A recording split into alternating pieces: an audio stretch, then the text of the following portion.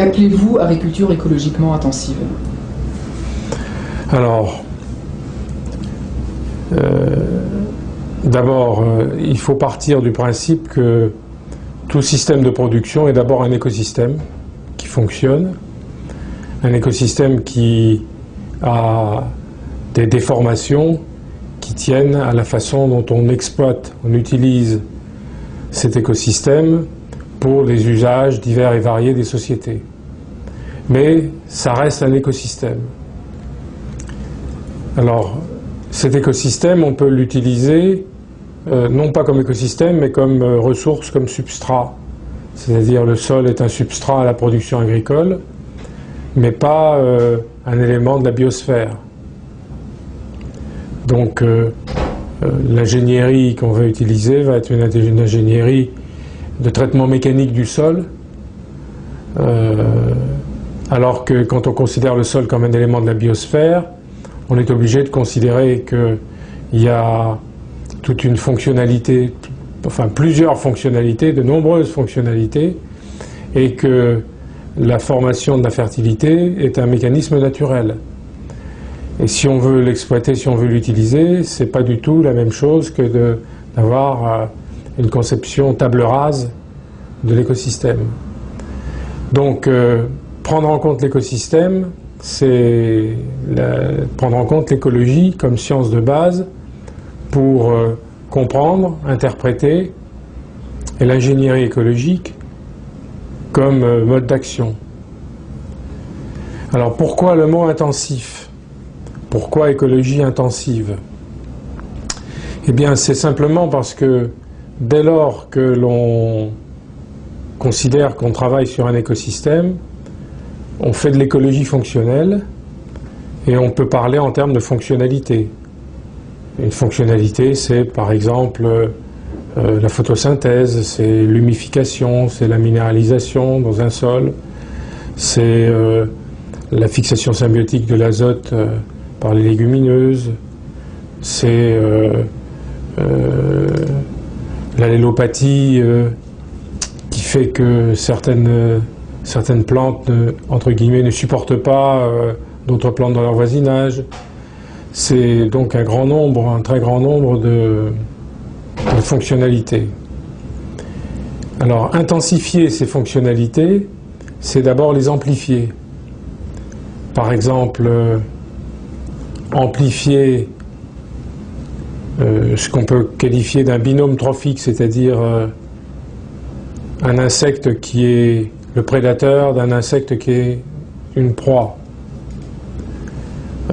On a là un petit fragment d'écosystème minuscule qui fait partie de quelque chose de plus vaste, qui est une chaîne trophique, qui, en tant que chaîne trophique, fait partie de quelque chose de plus complexe qu'un réseau trophique.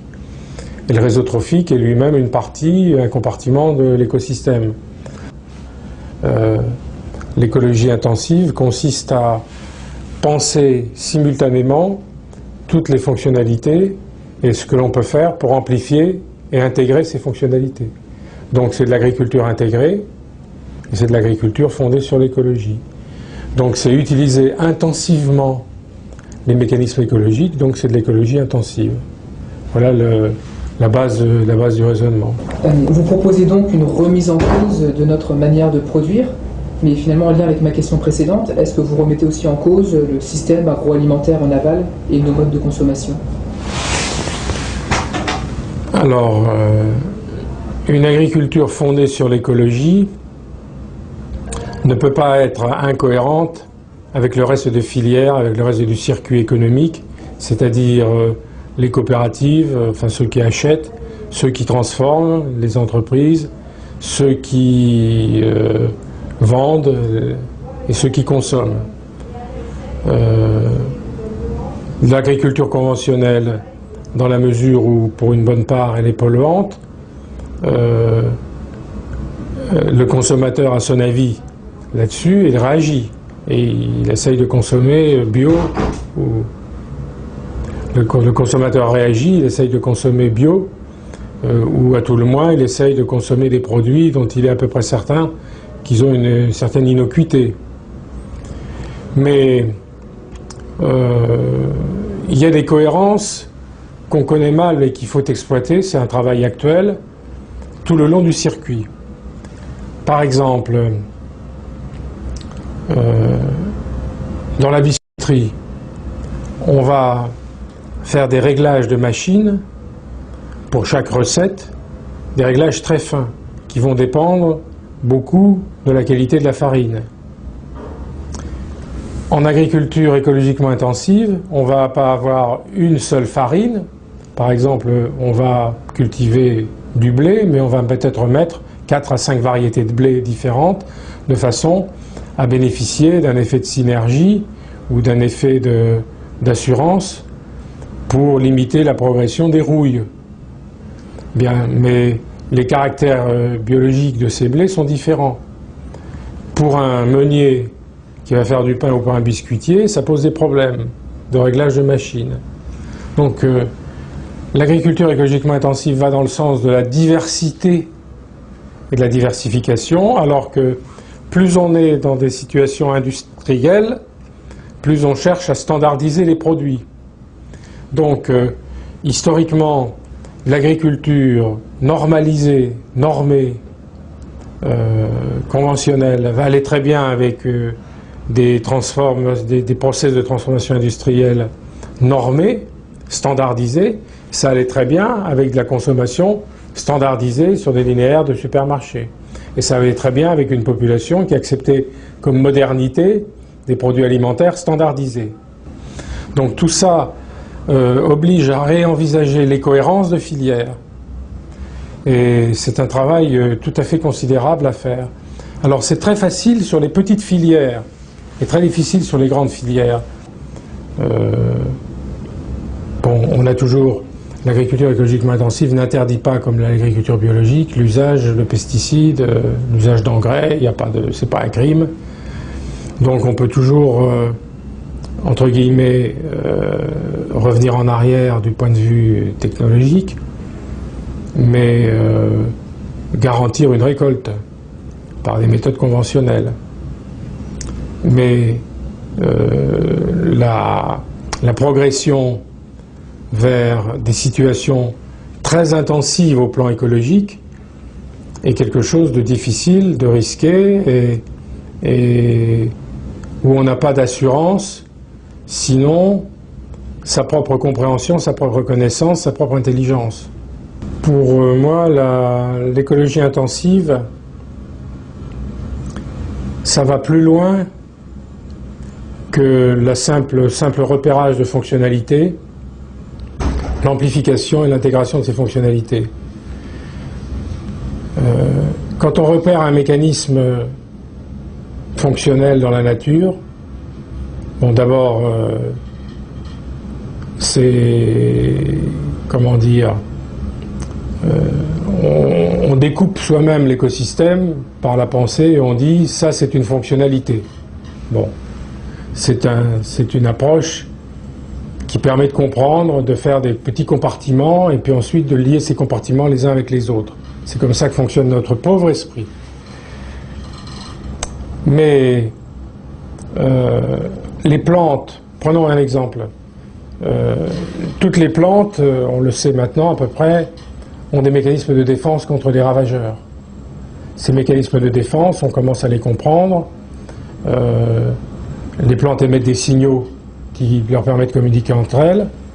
Il y a des mécanismes biologiques qui permettent à ces plantes de sécréter des toxines contre les ravageurs. Bref, tout ça existe. Ce sont des mécanismes écologiques, mais qui sont inscrits dans le génome des ravageurs comme des plantes.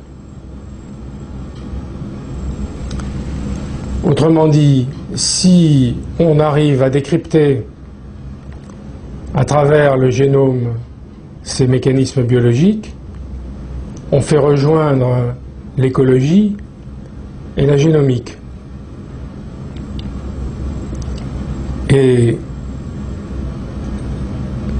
comme c'est pas simplement la génomique, c'est pas simplement un livre dans lequel sont inscrits les caractéristiques du vivant, c'est aussi les mécanismes de commande.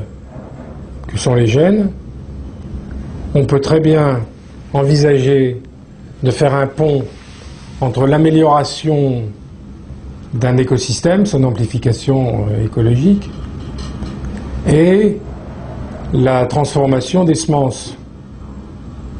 Alors c'est pas nouveau, mais certains emploient le terme intensification génétique. Alors j'ai pas réfléchi à la question, mais pour moi, modifier une plante, soit par des voies de sélection assistées par marqueurs par exemple, soit par transgénèse, ce n'est ni plus ni moins que utiliser des mécanismes naturels qui existent chez certaines plantes et dont on peut essayer de faire bénéficier d'autres plantes, moyennant toutes les précautions nécessaires. Et là, on vient en dialogue, discussion sur la dangerosité éventuelle de tel ou tel type d'OGM. Donc, moyennant toutes les prudences nécessaires, on peut intensifier aussi un écosystème en conférant à certaines plantes des capacités nouvelles issues d'autres plantes. Ça fait partie de l'ingénierie écologique. Et c'est ce qu'on appelle des sciences issues de la bio-inspiration. Donc moi je mets la bio-inspiration dans le concept d'ingénierie écologique, d'écologie intensive. Mais je tiens vraiment à ce qu'on n'oublie pas que l'écologie, science des interrelations entre les agents du vivant, est inscrite dans le génome. Et donc que l'utilisation de telle fonctionnalité dans telle plante à l'inscrire pour pouvoir la transmettre dans une autre plante me semble faire partie de l'intensification d'une certaine manière. De la même façon, l'exploration des métabolites secondaires qui constituent les principes actifs qui font fuir des insectes ou qui les tuent parce que ce sont des toxines, sont par bio-inspiration des sources de produits phytosanitaires qui seraient des produits phytosanitaires imitant la nature et qui, dès lors qu'ils imitent la nature, pourraient être recevables dans un concept étendu d'écologie intensive. Ce qui, au passage, ouvrons la parenthèse, ne veut pas dire que ce soit pas dangereux. Tout est dangereux de toute façon, et le concept suprême, et on peut terminer là-dessus peut-être, le concept suprême en écologie intensive, c'est la biodiversité. Parce que la maîtrise, tout dans la nature est phénomène de contrôle et d'autocontrôle, et c'est parce qu'il y a de la diversité que ça fonctionne.